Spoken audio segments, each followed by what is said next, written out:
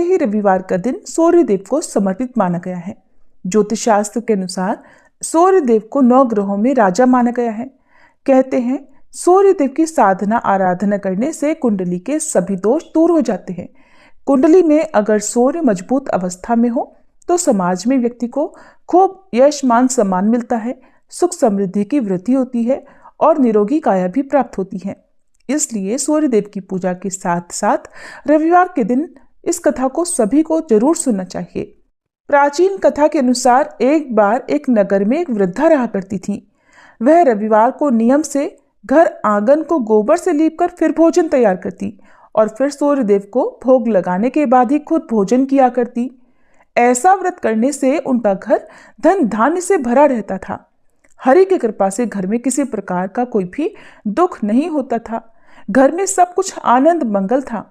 इसी तरह कुछ दिन बीत जाने पर वह पड़ोसन जिसकी गाय का गोबर वह वृद्धा लाया करती थी, वह विचार करने लगी कि ये बूढ़ी माई हमेशा मेरी गाय का गोबर ले जाती है। ये सोचकर एक दिन उसने अपनी गाय को घर के अंदर बांध दिया। फिर तो वह हर दिन ही अपनी गाय को घर के भीतर बांधना शुरू करने लगी। इधर गोबर न मिलने पर बूढ़ी माई रविवार के दिन अपने घर को लीप नहीं पाई, इसलिए न उन्होंने भोजन बनाया, न भगवान को भोग लगाया और न ही खुद भोजन किया। इस तरह उन्होंने निराहार व्रत किया।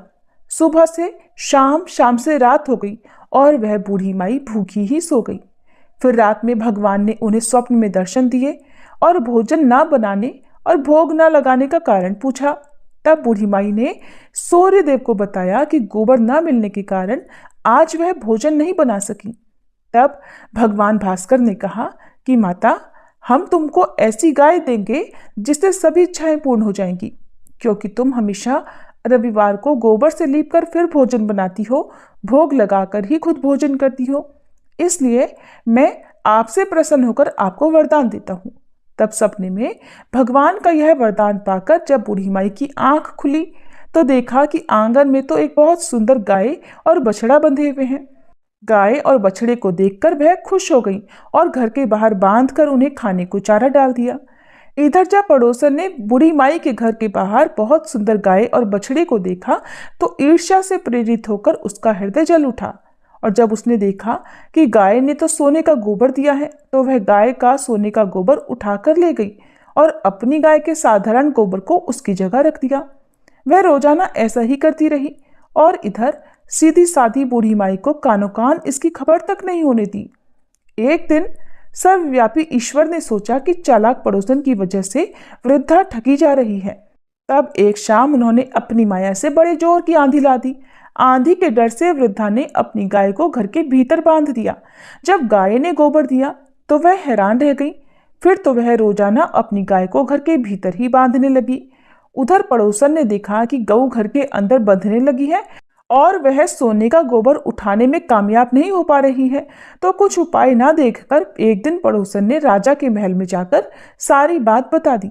पड़ोसन ने राजा से कहा, महाराज, मेरे पड़ोस में एक वृद्धा के पास ऐसी गाय है जो आप जैसे राजाओं के ही योग्य है और वह गाय रोजाना सोने का गोबर देती है। आप सोने से प्रजा का पालन कीजिए। वृद्धा भला उस सोने का क्या करेगी? राजा ने ये बात सुनी तो सुनकर अपने दूतों को वृद्धा के घर जाकर गाय लाने की आज्ञा दी। वृद्धा सुबह सुबह ईश्वर को भोग लगाकर भोजन ग्रहण करने ही जा रही थी। तभी राजा के सेवक गाय खोलकर ले गए। ये देखकर वह बहुत रोई चिल्लाई, लेकिन कर्मचारियों ने एक न सुनी। उस दिन फिर वृद्धा गाय के वियोग में भोजन न कर पाई और रात भर रो रो कर भगवान से गाय को पुनः पाने की प्रार्थना करती रही। वहीं दूसरी ओर राजा गाय को देखकर बहुत प्रसन्न हुआ और सुबह जैसे ही वह उठा तो सारा महल गोबर से भरा दिखाई दिया। राजा ये देखकर घबरा गया। भगवान ने रात में राजा को स्वप्न में कहा, हे राजा, गाय वृद्ध को लौटा देने में ही तुम्हारी भलाई है। रविवार के व्रत से प्रसन्न होकर मैंने उस वृद्धा को ये गाय दी थी। सुबह होते ही राजा ने वृद्धा को बुलाकर बहुत सारा धन देकर सम्मान सहित गाय और बछड़ा उसे वापस कर दिया। इसके साथ ही पड़ोसन को बुलाकर उचित दंड भी दिया। ऐसा करने से राजा के महल की गंदगी दूर हो गई और उस दिन राजा ने नगर वासियों को आदेश दिया कि अपनी समस्त कामनाओं की पूर्ति के लिए वे सभी रविवार का व्रत रखा करें और जब प्रजा ने रविवार व्रत का पालन करके कथा का श्रवण किया तो उन सभी के घर में सुख समृद्धि धन के भंडार भर गए। ऐसी है रविवार व्रत की महिमा। बोलिए सूर्य नारायण भगवान की जय। श्री आदित्य हृदय स्तोत्र हिंदी अनुवाद। भगवान आदित्य के हृदय स्वरूप इस आदित्य हृदय स्तोत्र का उपदेश अगस्त मुनि ने भगवान राम को दिया था और इसी के प्रयोग से श्री रामचंद्र जी ने रावण का वध करने की शक्ति प्राप्त की। इस स्तोत्र के नित्य 3 पाठ करने से शत्रु बाधा शांत हो जाती है, पितृदोष निवारण होता है, सूर्य नारायण की पूर्ण कृपा प्राप्त होती है, आरोग्य मिलता है, आत्मविश्वास में वृद्धि होती है, कोर्ट कचहरी क्षेत्र में विजय मिलती है, सरकारी नौकरी या सरकारी कामों में फायदा होता है, अटके हुए सभी काम पूरे हो जाते हैं। श्री रामचंद्र भगवान युद्ध से थक कर चिंता करते हुए रणभूमि में खड़े हुए थे। इतने में रावण भी युद्ध के लिए उनके सामने आकर खड़ा हो गया। ये देख भगवान अगस्त मुनि, जो युद्ध देखने के लिए देवताओं के साथ आए थे, वे मुनि भगवान राम के पास जाकर बोले। मुनि ने कहा, हे सबके हृदय में रमण करने वाले महाबाहु राम, ये सनातन रमणी गोपनीय स्तोत्र सुनो। वत्स, इसके जाप से तुम युद्ध में अपने समस्त शत्रुओं पर विजय पाओगे, इसमें संदेह नहीं है। इस गोपनीय स्तोत्र का नाम है आदित्य हृदय स्तोत्र।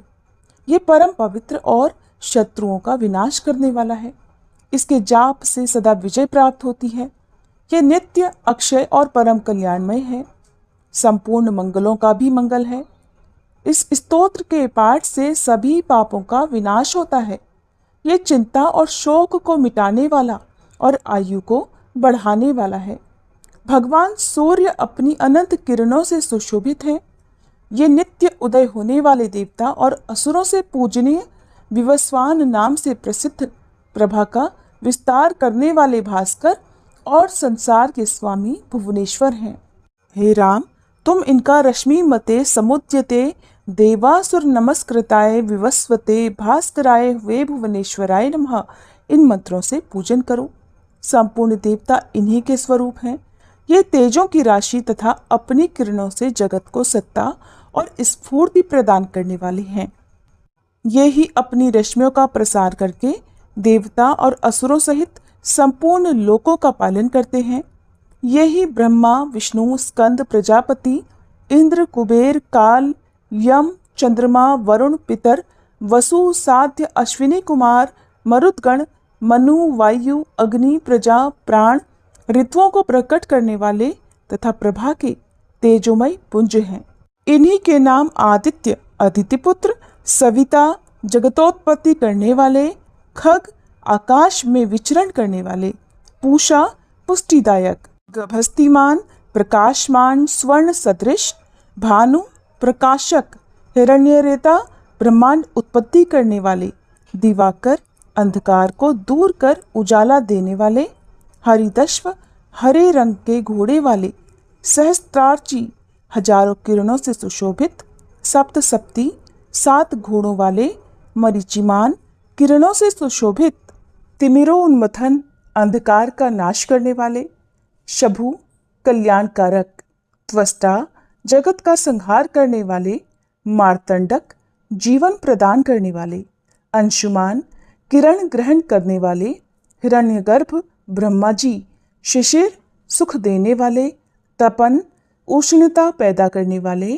अहस्कर, दिनकर, रवि, प्रार्थना योग्य, अग्निगर्भ, अग्नि को गर्भ में धारण करने वाले, अदितिपुत्र, शंख, व्यापक, शिशिर नाशन, शीत का नाशन करने वाले, व्योमनाथ, आकाश के देवता, तमोभेदी, अंधकार को नष्ट करने वाले, घन वृष्टि, घनी वृष्टि के कारण अपामित्र, जल को उत्पन्न करने वाले, विंध्य विधि प्लवंगम, आकाश में तीव्र वेग से चलने वाले, आत्मी, घाम उत्पन्न करने वाले, मंडली, समूह को धारण करने वाले, मृत्यु, मृत्यु के कारक, पिंगल, भूरे रंग वाले, सर्वतापन, सबको ताप देने वाले, कवि, दूरदृष्टा, विश्व, सर्वस्वरूप, महातेजस्वी, महान तेज वाले या सबसे अधिक तेज वाले, रक्त, लाल, सर्व भवोद्भव,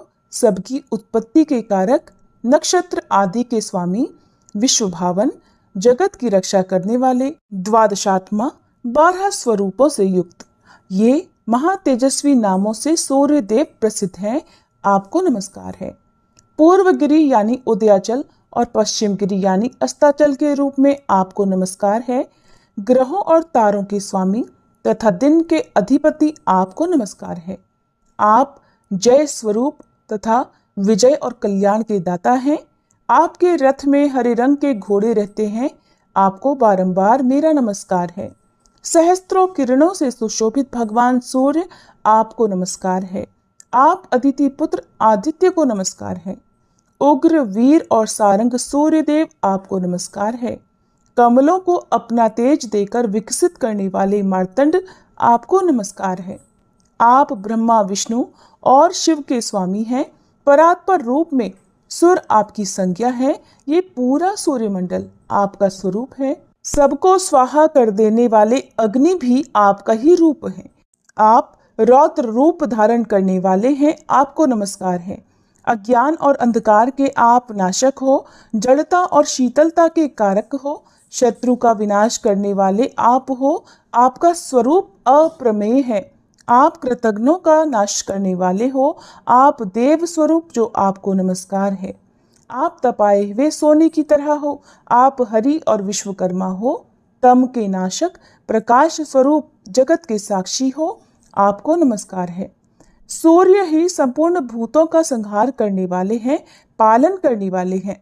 सूर्य ही अपनी गर्मी से अपनी किरणों द्वारा वर्षा करते हैं। ये भगवान सबके सो जाने के बाद भी जागते रहते हैं। यही अग्निहोत्र तथा अग्निहोत्री को मिलने वाले देवता हैं। देवता यज्ञ और यज्ञों के फल प्रदान करने वाले भी यही हैं। संपूर्ण जगत में होने वाली क्रियाओं के फल देने वाले यही हैं। राघव विपत्ति में, कष्ट में, दुर्गम में तथा किसी भी प्रकार के भय के अवसर पर जो कोई भी मनुष्य इस सूर्य देव के स्तोत्र का कीर्तन करता है, उसे दुख नहीं भोगना पड़ता। इसलिए हे राम, तुम एकाग्रचित्त होकर इन देवादिदेव जगदीश्वर की पूजा करो। इस आदित्य हृदय का 3 बार पाठ करने से तुम युद्ध में निश्चित ही विजय प्राप्त करोगे। महाबाहु राम, तुम इसी क्षण रावण का वध कर सकोगे। ऐसा कहकर अगस्त मुनि वहां से चले गए। अगस्त मुनि का उपदेश सुनकर महातेजस्वी श्री रामचंद्र जी का शोक दूर हो गया। उन्होंने प्रसन्न चित्त से आदित्य हृदय स्तोत्र का पाठ किया और स्तोत्र को धारण किया। 3 बार आचमन करके जाप किया। उसके बाद भगवान श्री रामचंद्र जी ने धनुष उठाकर रावण की ओर देखा और उत्साहपूर्वक विजय पाने के लिए वे आगे बढ़ने लगे। फिर पूरा निश्चय कर वे रावण का वध करने के लिए उद्यत हुए। उस समय देवताओं के मध्य में खड़े हुए भगवान सूर्य ने प्रसन्न होकर श्री रामचंद्र जी की ओर देखा और निशाचर राज रावण के विनाश का समय नजदीक जानकर हर्षपूर्वक कहा, रघुनंदन अब जल्दी करो। ये था श्री आदित्य हृदय स्तोत्र का हिंदी अनुवाद।